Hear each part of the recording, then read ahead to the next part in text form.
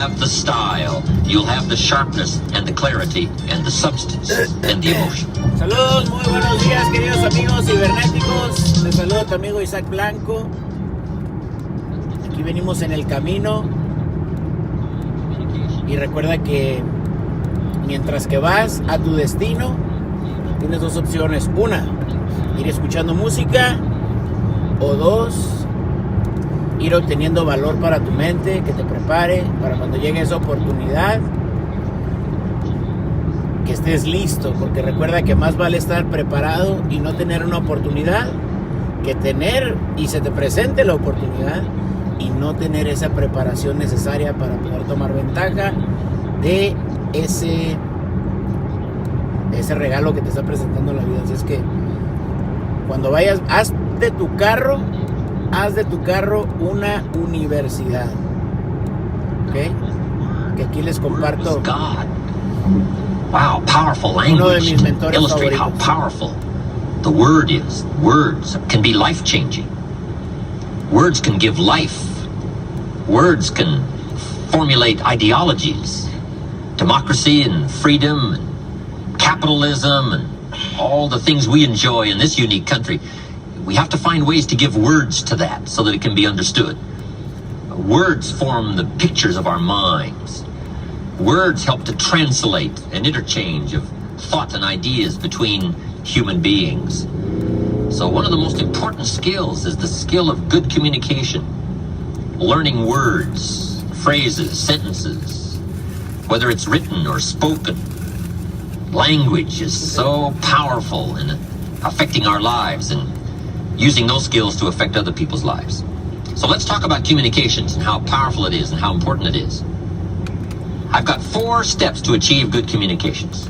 Let me give you this. Let's dive right into it. And I'm sure if you were to just ponder for a while, you'd probably come up with these same 4 steps. I'm not covering anything new. All right, these are just basic fundamentals. But here's where it all starts. Fundamentals. Somebody once said, being successful is not doing extraordinary things. Being successful is simply doing ordinary things extraordinarily well. So let's talk about some fairly ordinary things. See if we can't find an extraordinary way to put it into action. 4 steps to achieve good communications. Number 1, have something good to say. Right, that's obvious. Success is a study of the obvious, a refined study. So to achieve good communications, first of all, you've got to have something. In computer language, it's very simple. Nothing in, nothing out. You cannot speak that which you do not know. You can't share what you don't feel, and you can't translate what you don't have, and you can't give what you don't possess. So first of all, to give it, to share it, for it to be effective, you got to have it.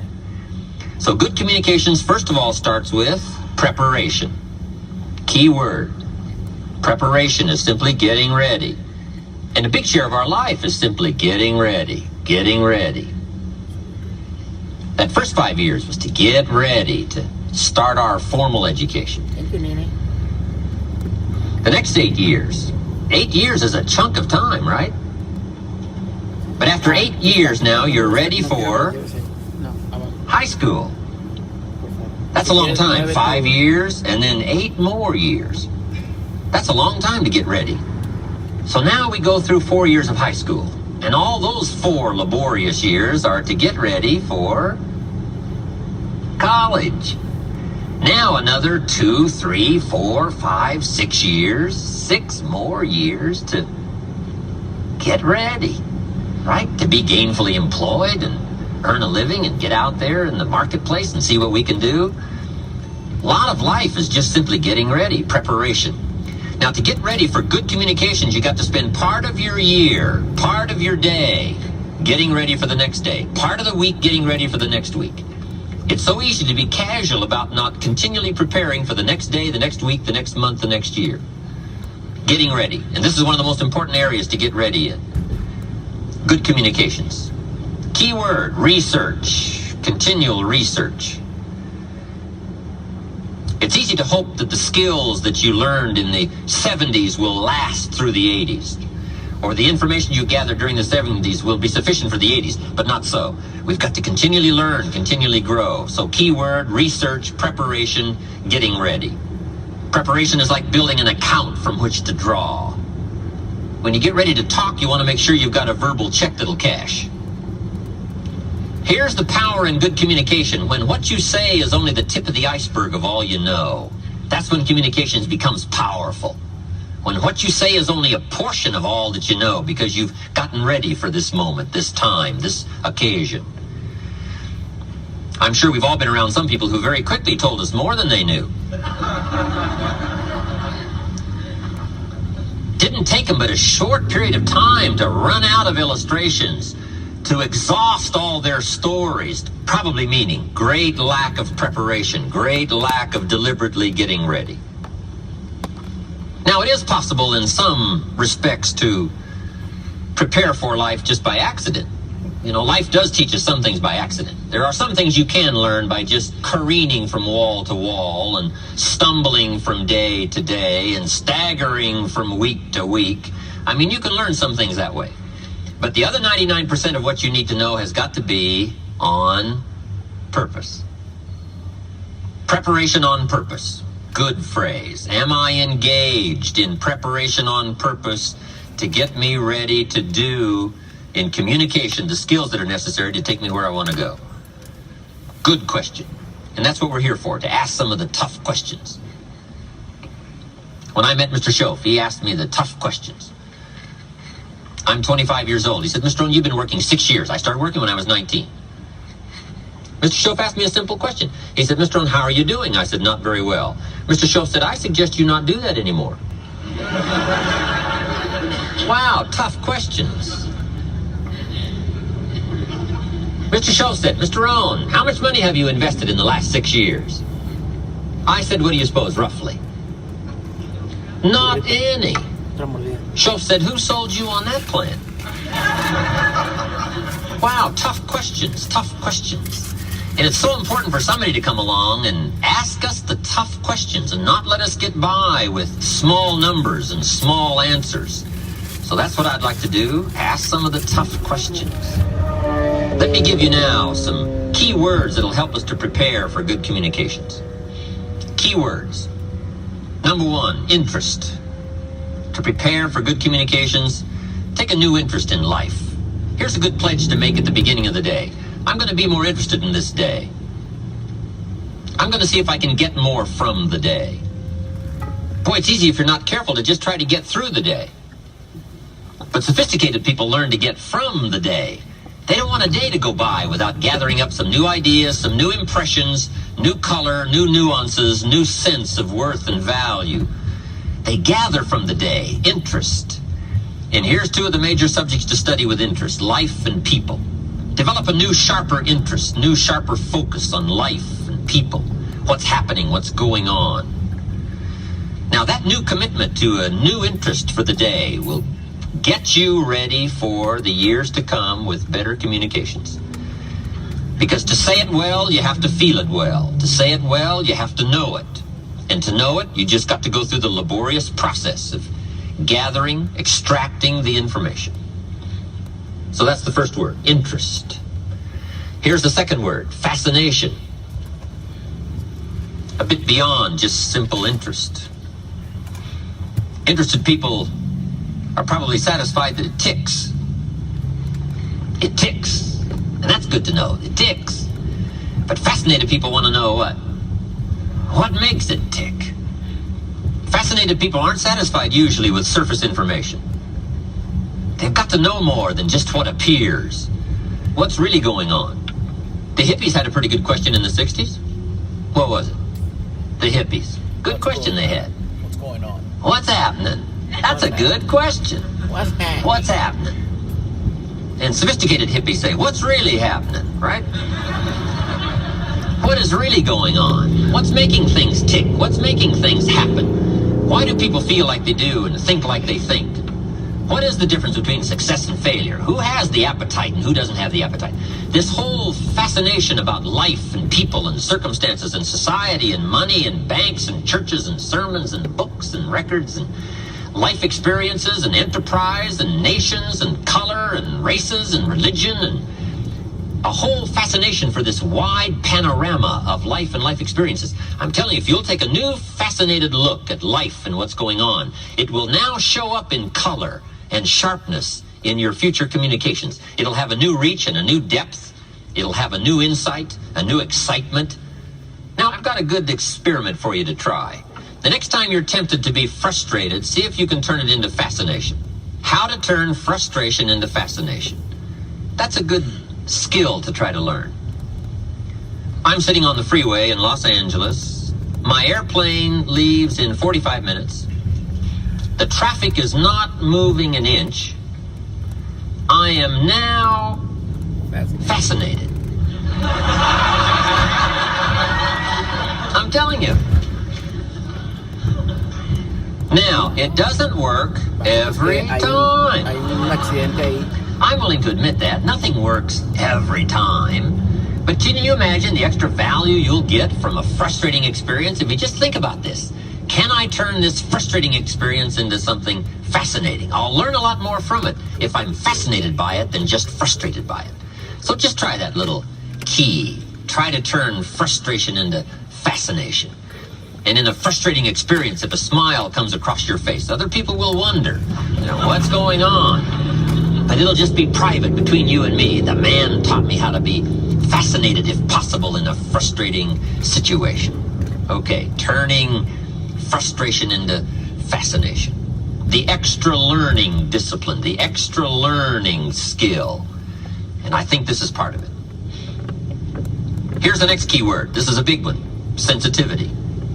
To really communicate well and to touch people in a wide range and from a wide range of experience, you've just got to have felt the experience. It's got to be part of you. Sensitivity training. Being touched by a wide range of human experience, perhaps even beyond your own. Incredible words said about the master teacher, Jesus. It said he was moved. Wow, that's a key word. It said he was moved with compassion. What was happening moved him. It touched him. Another phrase said he was touched. He was moved. He was affected. On more than one occasion, he cried. So part of that human drama of experience, I think, for us to really be able to reach people and touch people with words and ideas and emotion and phrases and sentences loaded with feelings, we've got to go into this area of sensitivity, being touched, being affected by our own lives as well as the lives of other people. Sensitivity, being touched, being moved. This is part of the heavyweight stuff that starts to show up now in our language and in our communication. I've lived a rather sheltered life all my life, so I've had to really work on this. What do I know about tragedy? I've never had any tragedy. But part of the world is tragic. Part of life is tragic. And if you don't at least try to understand the dark side of life, the tragic side, the extreme sorrow side, your life is left a bit shallow.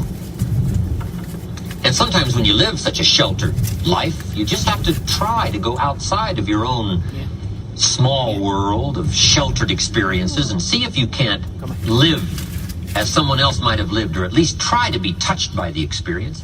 Now, you can't really know till you live it. I understand that, but at least you can try. And if you do your homework here in sensitivity for a wider range of experience than your own, I promise you that extra worth will show up in your conversation and in your communication. When I lived in Northern California, I used to go to San Francisco 2-3 times a year, spend a day in the Tenderloin. For a farm boy from Idaho, the Tenderloin in San Francisco, what an experience. And if you just go spend a day, you get to see what we call the other side. And if you just spend a day there and walk the streets where those lonely walk and go eat where they eat and listen to some of those stories, you come away with a whole new sense of the great distance between failure and success. The whole distance between goodness and evil, between despair and joy. And you come away with more of a sense of value Because the true values of life come by the contrast. And unless you experience more of the contrast, even the values you consider valuable become a bit shallow if you don't understand the contrast. It's hard to really appreciate winning until you've done some losing. It's hard to appreciate success until you've done some failing.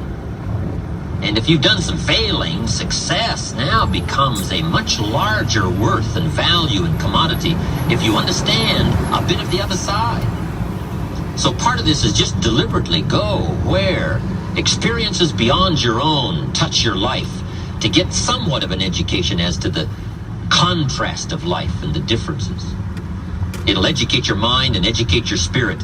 And sure enough, that extra worth will start showing up in your sentences and your words. They'll be weightier. They'll be heavier. They'll mean more when you talk to somebody. I met Frank, the bartender in the Tenderloin. Frank is a bartender in this sleazy little bar. You wouldn't believe this place. Frank sees more tragedy in a week than most people see in a lifetime, if you work in one of those places. I'm visiting Frank one day, and Frank and I are talking. Frank says, see that lady sitting over there on the bar stool? And I said, yes. He said, how old do you think she is? I said, she's 45. Frank says, she's 25. I said, wow. He said, that's Cookie. Her name is Cookie. He said, Cookie used to be a go-go dancer back in the go-go days. But then he said Cookie developed some kind of bone disease in her legs and her hips. And he said now she's had all kinds of operations with the bolts and the pins trying to hold her together, and says now she's a cripple and she can hardly walk, so her go-go days are over. And sure enough, Cookie was very crippled.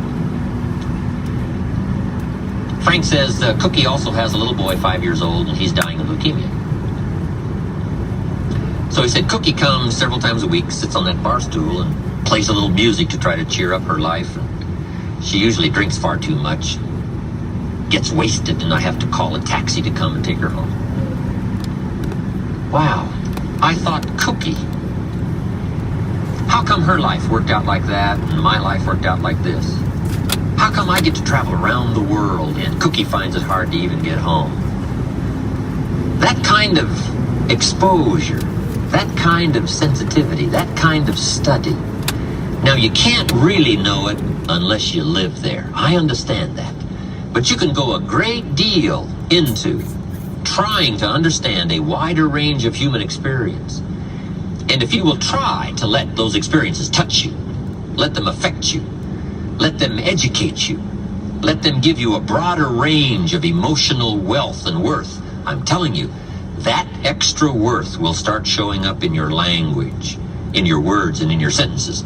And you'll be able to touch people that you couldn't touch before. You'll be able to reach people you couldn't reach before you had the experience. Your words will have more of a drawing than they had before just by going through some of these experiences. So I'm asking you to consider the word sensitivity and ask yourself, what could I do and what experiences could I make sure that I engage in that would give me a broader range of understanding of human suffering as well as human joy, of the dilemma as well as the confidence, of the joy as well as the sorrow, of the success as well as the failures of life, and try to gain an understanding in a broader sense, and let that have an effect on your future ability to touch and reach somebody else. Key word, sensitivity. Here's number 4, knowledge. Good communication starts with this laborious task of gathering knowledge. And I've got a parenthesis for you to make, working knowledge. Knowledge that you deliberately gather that will work for you in the future. This is why Shoaff taught me to keep these journals. He said, gather working knowledge. Knowledge that you go back over. Knowledge that you review. Ideas that you go back through one more time to see if you can't find the extra meaning, the extra depth, the extra worth, the extra value. Working knowledge. Your library, the books you read, the deliberate attempt to broaden your understanding. That's very important in bettering your communication skills. An ever-increasing amount of the refinement of intellect. That's so important, this working knowledge. We covered interest, we covered fascination, we covered sensitivity, and we covered knowledge. Now, I've said all this to support my number one point in good communications. Have something good to say.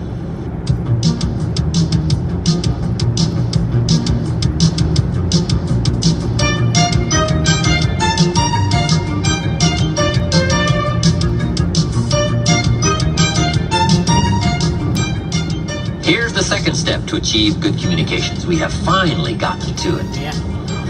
Mira. After you've got something good to say, number two is obvious. Learn to say it well. Once you've got the information and the awareness and the understanding, Ahí the estuviéramos knowledge, ahorita, now the key in good communication is how to translate it into meaningful words, emotions, feelings, Ooh, Mia, this is phrases, here. Look at that. sentences, paragraphs. Finally. It's very important now to be able to translate it. Learning to say it well. Now, this is a whole subject in itself. This is worth a weekend of study. Let me just give you a short list of suggestions on learning to say it well. Oh, Number one, amazing. repetition. It just takes practice. I don't know any enjoy substitute this. for the Look at practice. To learn any skill, you just got to go through it again and again and again. My first attempt at lecturing, especially outside my own comfortable business circles, was pretty tough.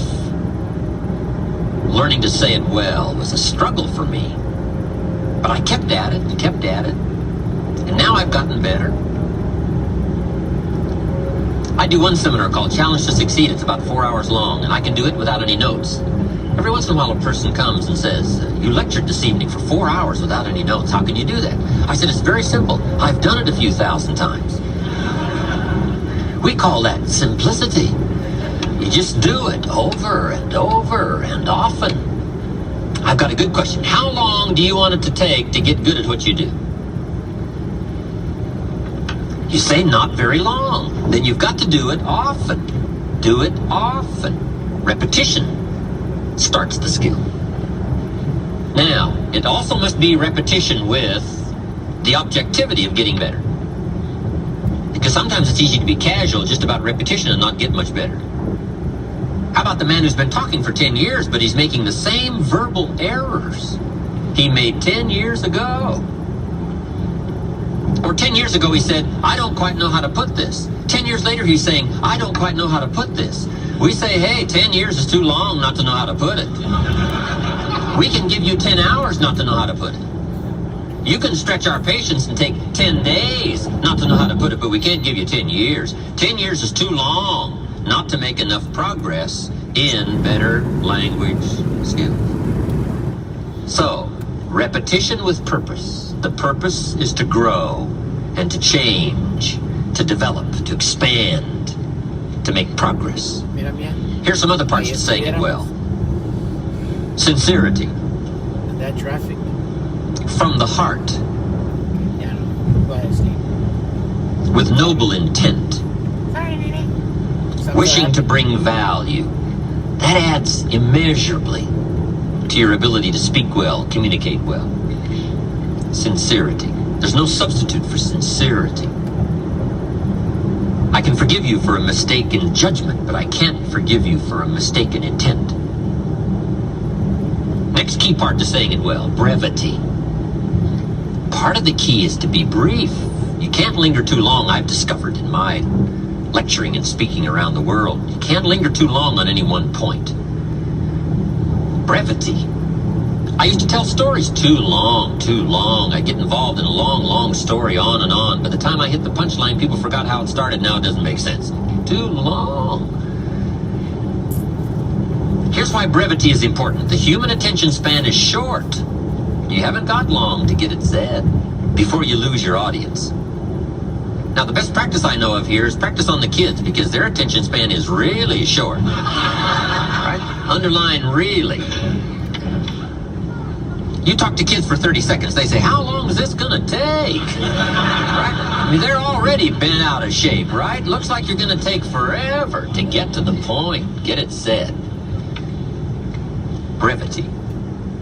Jesus, master communicator, was probably the best. In selecting his team, he would look at somebody and say, follow me. That's brief. That's, right? That's short. Now, how could you be so brief and yet be so effective? I think probably because of all that he was that he didn't have to say. Sometimes we try to make up in words what we lack in self-confidence. So part of the key to being brief is personal development, personal growth, personal awareness, understanding self-worth. Now you can use the economy of words.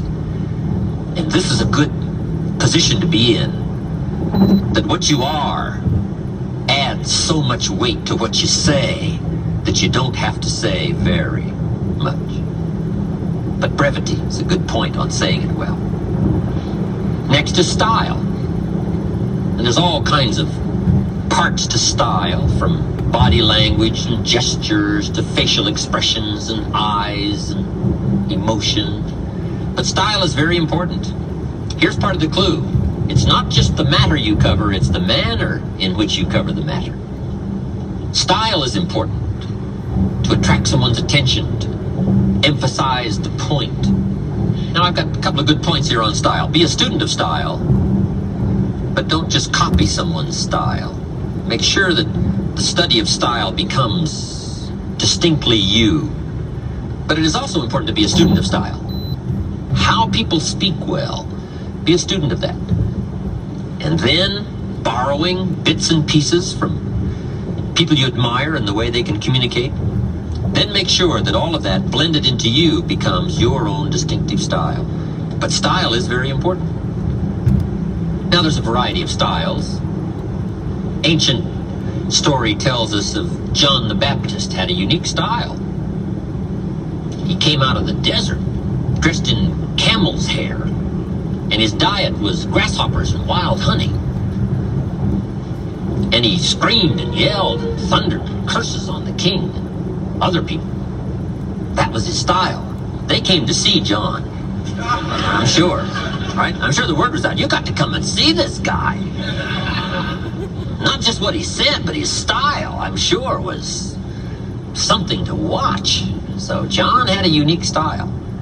Jesus, I'm sure, had probably a whole different style. But style is important, to become uniquely John or to become uniquely you. But it's important to study your own style and say, how am I coming across in style? Should I learn to emphasize more? Should I learn to be more emphatic? All these things concerning style. Next is vocabulary. Saying it well is proper choice of words. To build my early vocabulary, I used to put 3 or 4 words I didn't know on a card, put it up on the sun visor on my car. Back in those days, I traveled a lot by car. Sure enough, by the end of the day, I'd mastered 2 or 3 words. Vocabulary. Some of my friends took a survey among prisoners in New England several years ago. They made a very important discovery, some rehabilitation program they were working on. But here's the discovery they made. There's definitely a relationship between vocabulary and behavior. The more limited the vocabulary, the more tendency to poor behavior. Isn't that amazing? That vocabulary would affect behavior? Now, if you think about it for a while, it makes sense. Here's why. Vocabulary is a way of seeing. One reason for vocabulary is to interpret what we see, to interpret what we hear. The vocabulary of the mind grapples with the words and the images that come to our mind. Now, if you've got a poor set of words and skills and tools with which to interpret, you can imagine the errors and the mistakes you'll make in judgment. And since vocabulary is a way of seeing, if you can't see well, you can imagine the errors you can make and how they compound as life unfolds. We do 2 things with vocabulary. We interpret and we express. The words we have are the only words available to us. The words we know are the only tools available to us to, number one, interpret what's going on, to interpret what's being said, and to express your heart and your mind. Now, if you can't interpret well, and if you can't express well, you can imagine what a deterrent that is to the good life and the extra treasures, the extra feelings, awareness, riches, power, influence. So it's very important to have a good vocabulary. So I would ask you, one of the most important books in your library should be the dictionary. Just go through the dictionary. Words are fascinating, their origin, where they came from. Vocabulary. Now here's the last part on saying it well. Don't forget to say it. Practice the art every chance you get. Try to say it well. It's easy to be lazy in language all day and not practice the gift and the art. Then when it comes time to make an important talk, to appeal to a child, we're missing the words and missing the sharpness and missing the vocabulary simply because we lack the practice of doing it every day.